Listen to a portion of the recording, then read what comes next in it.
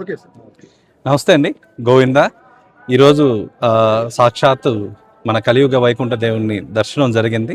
మనం ఇంత మునుపుగా మనం అభ్యుదయ స్టార్ట్ చేసినప్పటి నుంచి ఒక సంవత్సరంలో దాదాపుగా 350 ఆలయాలు విభిన్నమైనవి, వైవిధ్యమైనవి, విశిష్టమైనవి మనము సుమన్ టీవీ వేదికగా చెప్పుకున్నాము. ఇంకా మా అభ్యుదయ లక్ష్యం దాదాపుగా 1,00,000 గుళ్ళు డాక్యుమెంట్ చేసి ప్రజలందరికీ అందించాలని. దీంట్లో భాగంగా ఇప్పుడు దాకా 36,000 గుళ్ళు మీద రీసెర్చ్ చేసామండి. ఇప్పుడు దాకా డీటెయిల్స్ అన్నీ పెట్టుకున్నాం. మన తిరుమలలో కూడా మొట్టమొదటిసారిగా మనం అష్టమ సోపానం అనే దాన్ని ఒక రహస్యాన్ని అందరికీ భక్తులకు చెప్పడం జరిగింది. మన పుష్కరిణిలో 8వ మెట్టు పైన శని భగవంతుడు ఉంటాడు అనేది మనకు ఈ స్థల సాంప్రదాయం ప్రకారం రాసుందండి. శని భగవంతుడు ఇక్కడ ఉండి ఎవరైనా ఇక్కడ శని బాధలు పడే వాళ్ళందరికీ కూడా ఇక్కడికి వచ్చి ఆ పుష్కరిణిలో ఒక 2 నిమిషాలు మీ పాదాలు అక్కడ నీళ్లు చల్లుకుంటే కూడా శని బాధల నుంచి నివారణ జరుగుతుందని.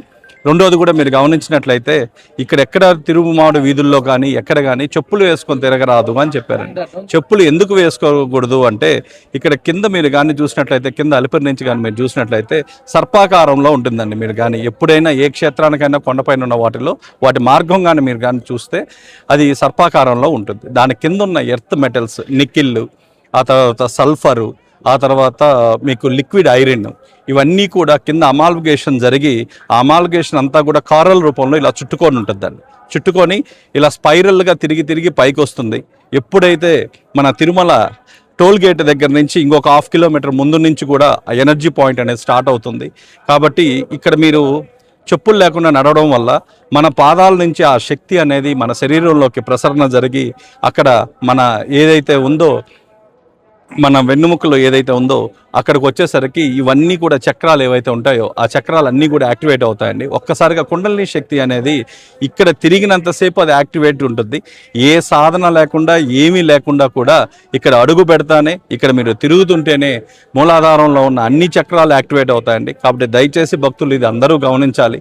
పాదరక్షకులు మీరు లేకుండా తిరగడం వల్ల ఆ శక్తి అనేది ఏదైతే భూమి నుంచి వచ్చిన శక్తి ఏదైతే ఉంటుందో అది మన శరీరంలో ప్రసరణ అనేది జరుగుతుందండి. అదేవిధంగా మీరు కానీ గమనించినట్టయితే హుండీ పక్కన నరసింహస్వామి టెంపుల్ ఉంటుంది. మీరు ఆ నరసింహస్వామిని ఎక్కడైనా చూడండి, లక్ష్మీదేవి పక్కన లక్ష్మీ నరసింహస్వామి ఉంటారు.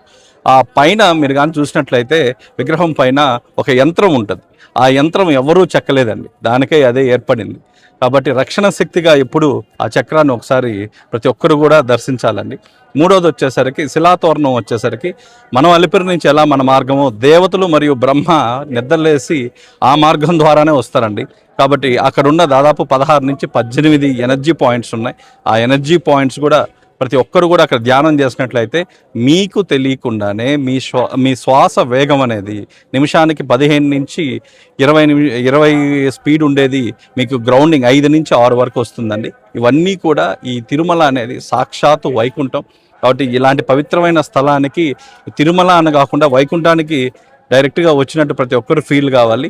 ఇక్కడ ఉన్న ఎనర్జీని ప్రతి ఒక్కరూ ఇక్కడ దర్శనాలు కాలేదనే బాధ లేకుండా ఇక్కడ మీరు కూర్చొని ఈ స్థలంలో మీరు అడుగుపెట్టినంత మాత్రాన కూడా ఆ ఫలితం మీకు వస్తుందండి. మేము ఇంకా తొందరగా వీటి మీద ఇంకా రీసెర్చ్ చేసి త్వరలో ఇంకా ఈ తిరుమల గురించిన సీక్రెట్స్ అన్నీ కూడా మేము త్వరలో నేను వెల్లడిస్తామండి. ఈ మధ్య ఒక 2-3 రోజుల క్రితం 108 దివ్యక్షేత్రాల పైన ఒక 2 అవర్స్లో పోడ్కాస్ట్ చేసామండి. ఇంతవరకు ఎక్కడ సౌత్లో లేని విధంగా. సో ఈ దివ్యక్షేత్రాలు ఎందుకు చూడాలి, దానికి ఉన్న విశిష్టత, ఇవన్నీ కూడా ఇంకొక 2-3 డేస్లో మీకు ఇవన్నీ టెలికాస్ట్ అవుతాయండి. కాబట్టి నెక్స్ట్ ఈసారి వచ్చినప్పుడు ఖచ్చితంగా తిరుమలలో ఉన్న ప్రతి ఒక్క రహస్యాన్ని సైంటిఫిక్ వేలో అనాలిసిస్ చేసి ప్రజల ముందు చేపడతాను. థ్యాంక్స్.